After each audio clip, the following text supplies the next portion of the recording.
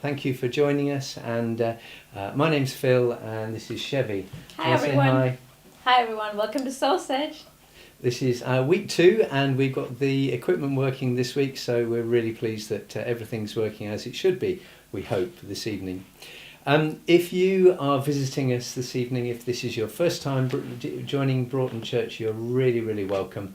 And I just want to say it's great to have you with us. You may have been a Christian for many years, you may have been following Jesus for a long time, but alternatively you might just be thinking, well, what's this church about? So you're very welcome, and I hope that this evening will just be an encouragement to you. So please to stay with us, and if you want to join us on the chat, please do fire us a question or a comment. That'd be great. Yes, as many of you can see, I'm back at the vicarage. Last week we were on Zoom because Phil was unwell. And Phil, how are you doing? Thank you. Yeah, I've had COVID a couple of weeks ago, and I would say I'm recovering well now, but I'm still very tired, so it's taking me a while to get my energy back, but getting better probably every day, but very slowly at the moment. So good. I have to say by the evening I'm a bit tired. Yeah, but yeah, I'm happy you're getting better. Yeah, I am indeed. So we started this month with the theme of Love November. Yeah. Our first week was on Love the Church, and the second week, for any of you who would have been in church or listened to the sermon, was on loving God and growing in your faith. Yeah.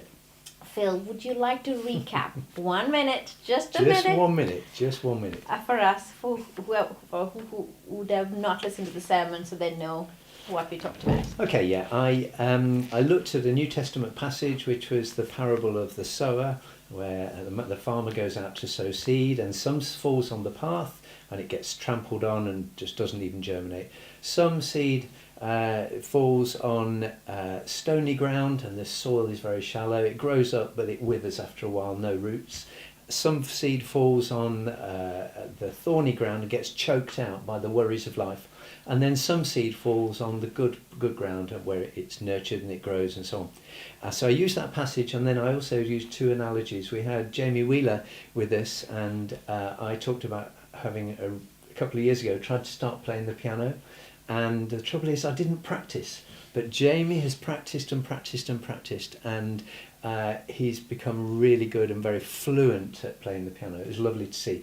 And another analogy, I've got a little bit of time left, was I showed some photos of Anne, my wife, of when I met her back in 78 it was. And through the hard work of loving each other, forgiving each other, being patient with each other, we have grown in our love. And the picture I have at the end of that story, as it were, is of an elderly couple walking along the road hand in hand. And if you like, Jamie being able to play the piano fluently, and Anne and I walking along hand in hand, they're the fruit of years and years of hard work, of patience and diligence, as it were, discipline. Just over a minute. Okay, sorry about that. I don't know whether we've got any chat coming through. Yeah, we've got, there's not many things on the chat, but anyway, there you go. Hopefully some people will send them things through on the chat. So, if our theme this week has been about growing in our faith, Chevy, would you tell us, we at Broughton Church, we talk about being brought on, so it's a play on the word Broughton, we talk about being brought on in our faith, i.e. growing in our faith, and we also talk about brought one, which is where it's about telling the story of our faith. So in terms of brought on, how have you grown in your faith over the years as a Christian? So for those of you who don't know, I didn't grow up in a Christian family. I was not Christian.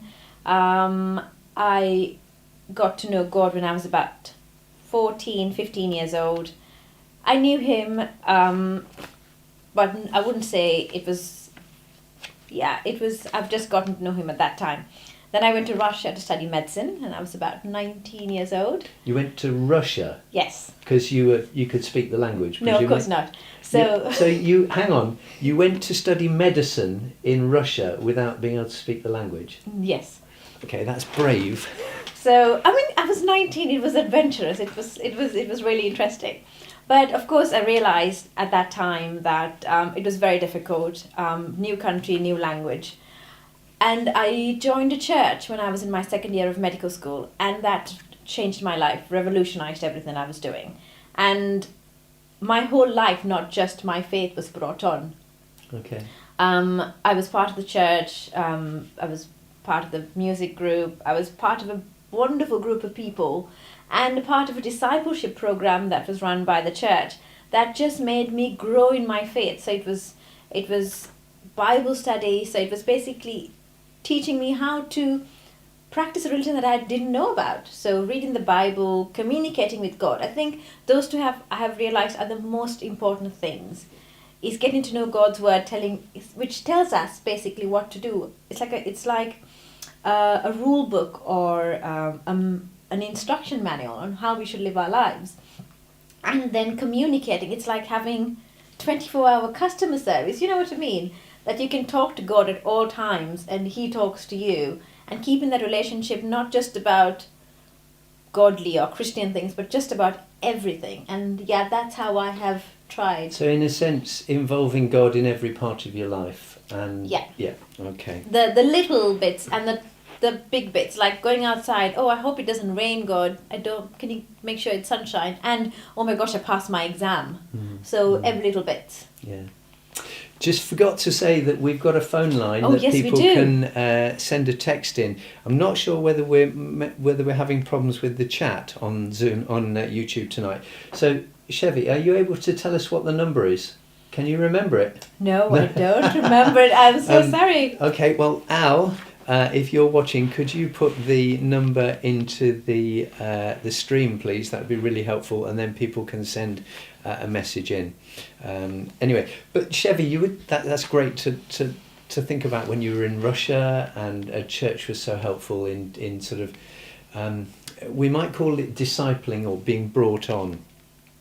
What about now, as a young mum, and you're also a doctor, but you're still on maternity leave at the moment, aren't you?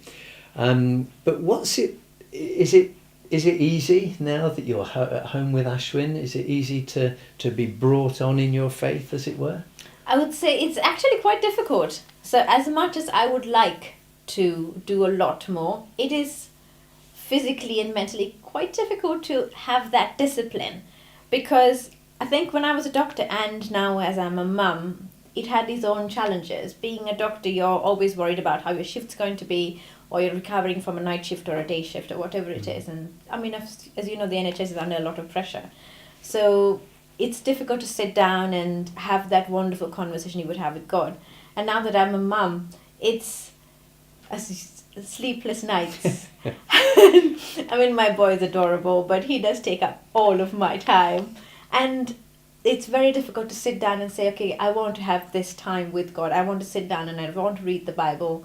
Praying, I think, is not as difficult because you can have that communication, but reading the Bible, I have found, has been very, very difficult. Yeah, but it's about just keep doing it, isn't it? Keeping going. It's not impossible, but it is difficult.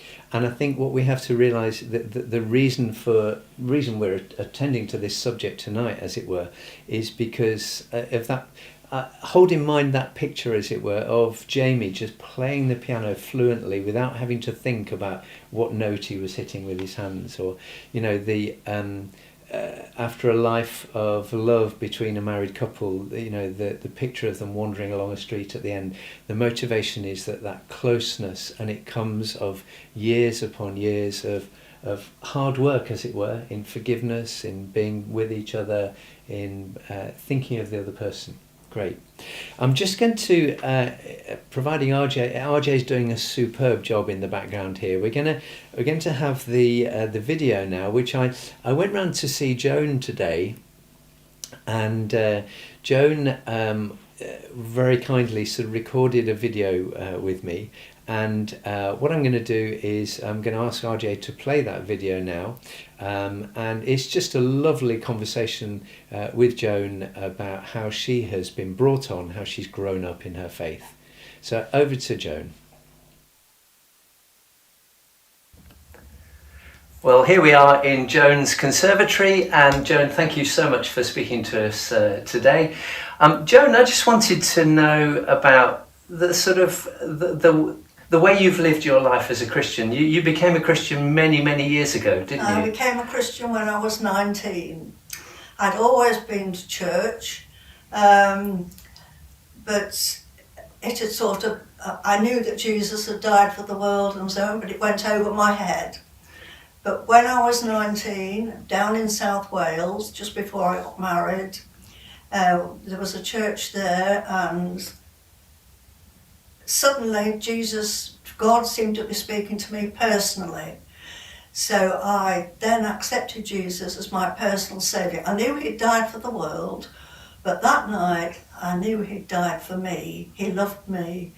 And when I was asked to stand up, if I'd accepted Jesus, I could do no other than stand up and accept him and thank him for all he'd done for me. Fantastic. So that was when you were 19, so that's a few years ago now. It was a few years so ago. Do you feel you've got closer to God over the years? Do you Yes, think? I do. Not that I'm anywhere near what I ought to be. I was only saying that, sometimes I feel that the more I get older and more mature in the years and in the Christian faith, I realise how little I know, and that we can just touch on these spiritual things and touch on our nearness to God. There's so much more to learn. Can you tell us something about what disciplines, maybe not disciplines, but what practices you have used in order to get to know God more? What have you done? Well, it was always in the years when I was first converted and then growing up into faith, it was always a very important thing to read the Bible and to pray. And I suppose that has always stayed with me through my Christian life. It's not always been easy because I've had 5 children, and I realise, with families, you don't have the time, or I know all the family have grown up and so on, so I live on my own, and I have the time now to just pray and read the Bible, and that's, I suppose, what we call the discipline. And also go to church and encourage other people. So they've been the disciplines in my life. And I guess at times, I know from my own experience, sometimes it's hard work, isn't it? It's not always easy, but I guess it's like if we were to train for a marathon, we'd have to train for it. We'd have to practice. Sometimes it's hard work, but you get there in the end. Yes, well, it can be hard work. Sometimes you feel you would want to be doing something else, or there's something on the television you really want to see at the time when you ought to be praying. So yes, it's priorities really. What's priority in your life? And but now that's my way of life. Not that I sort of, as I've said before, not that I have obtained or been where I should be, but it's just my way of life now. So it's not hard work or anything, it's just the way that life is. And Joan, just finally, one question. How could you encourage some of the younger adults and young people in the church? What could you say to them to encourage them to stick at it, as it were? Well, to be quite truthful, I think that I cannot understand how people can live without knowing God and without giving their life to Jesus. He's been so, it's just my life. I cannot imagine what it must be like if you haven't got Jesus in your life. So, yes, sometimes it's hard. Sometimes people go through a lot more than I've been through. But keep looking to Jesus. Keep looking to him. Ask the Holy Spirit to come into your life, to give you the power to do what he wants you to do. And it'll be a life of, even though it's hard, a life of satisfaction. Thank you, Joan, so much for sharing with us. We'll say goodbye to one of the saints of Broughton Church here. You are. Not sure about that.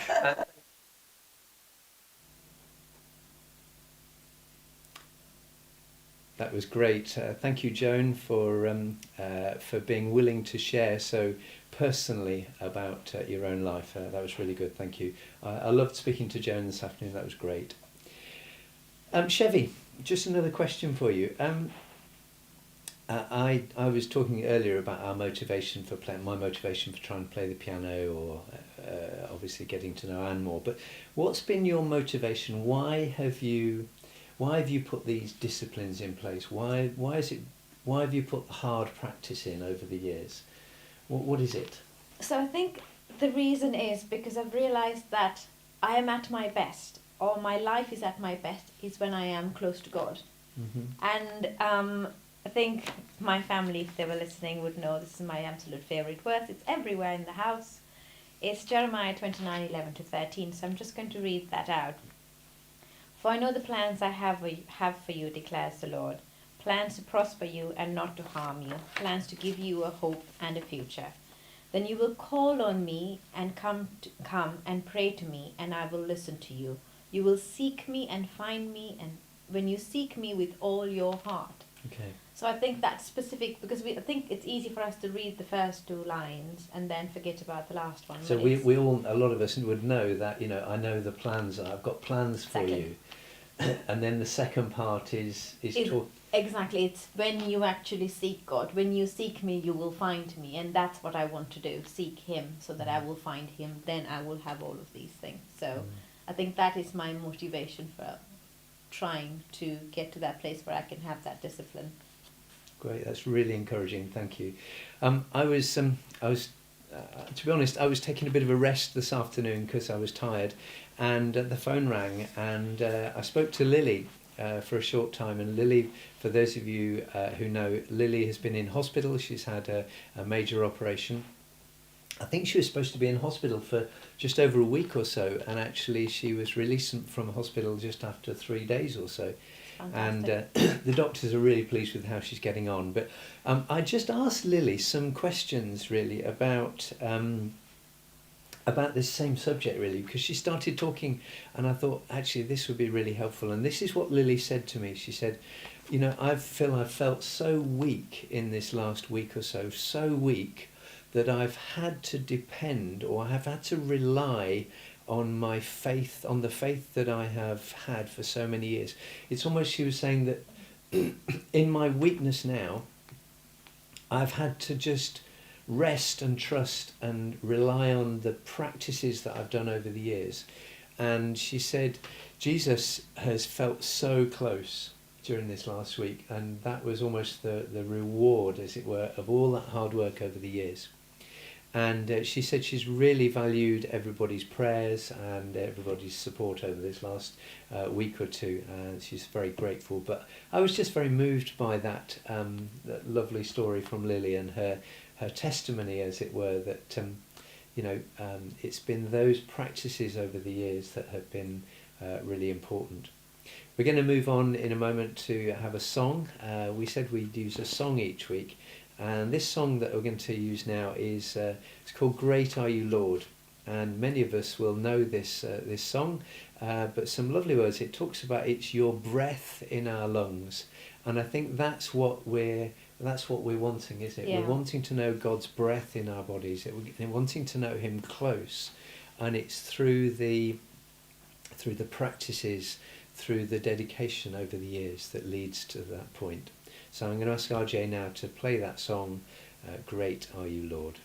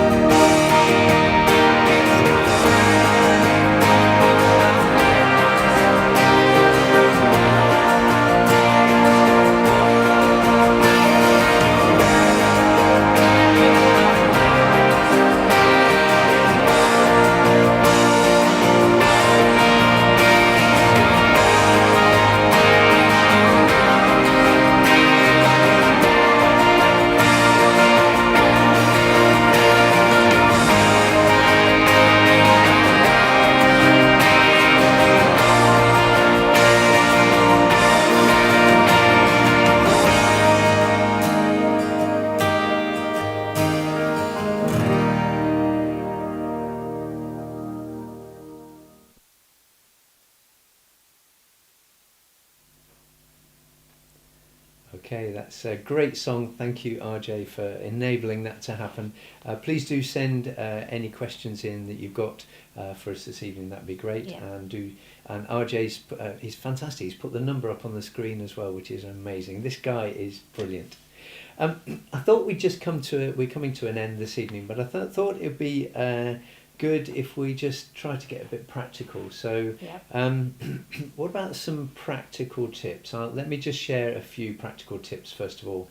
I have used something called Bible in 1 year, which is where I've read the Bible through in 1 year, and it's a structured way of doing it. I don't necessarily do that every year, and this year what I'm doing is I'm reading the Psalms in a year, so it typically is one psalm each day which I try and read. And I'm also using something called Lectio 365, which is you can do it in about 8 minutes in the morning, and it's just a way of focusing on a verse and a few prayers, and it's a great way to start the day. And there's other things you can use. There's something called YouVersion, which you can use on your phone, and you can choose various things which will help you and guide you through reading the Bible in a structured way.